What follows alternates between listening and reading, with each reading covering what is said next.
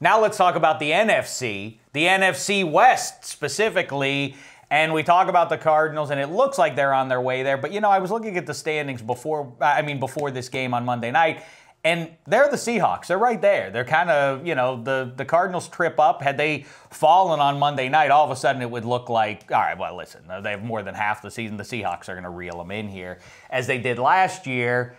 But they're the other team there. I almost called them the Los Angeles Rams, Freudian or otherwise. The St. Louis is where they play their football right now. But they're legitimate as well in my book. Dan Hanzus, let's start with you. How is this division going to finish? And tell me which teams wind up playing in January as a result. I'm still going with the Seahawks as the wild card, and I think the Cardinals will win 11 or 12 games, and that will get them the division. But, yeah, the Rams, I'm buying in on them a little bit now because now they have an all-pro running back and, you know, a guy that's performing at a level of like Adrian Peterson as a rookie. So you throw him into the mix, it changes everything with them.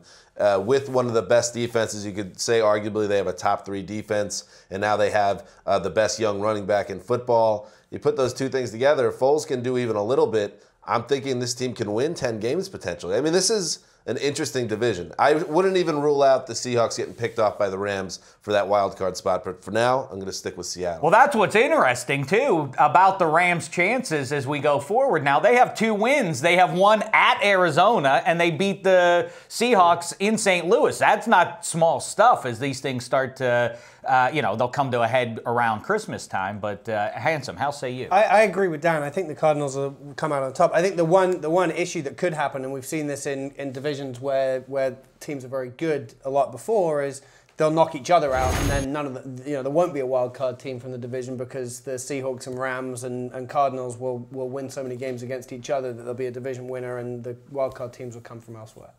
Well, so we have, I guess I'll say that the Cardinals are going to hold on here, and it's weird that Carson Palmer, given what I've talked to about with guys that have been around him over the course of his career, they say Carson doesn't like to study a whole lot. It does feel like he's very, I mean, it really does. That is the difference between getting to the pros. Obviously, if you're gifted enough athletically and so on, you can get to the pros, but you always hear that the difference between Michael Jordan and, I don't know, Gilbert Arenas or whatever is the motor and the motivation and all that kind of stuff. If Carson Palmer is more focused than he used to be, I don't know. I mean, he was obviously pretty good on good teams in Cincinnati and has had his moments in Arizona.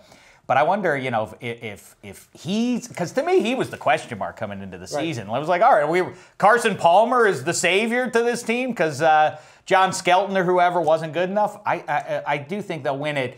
The Rams are really good. Nick Foles, would they be better off with Sam Bradford? Should they not have made that trade?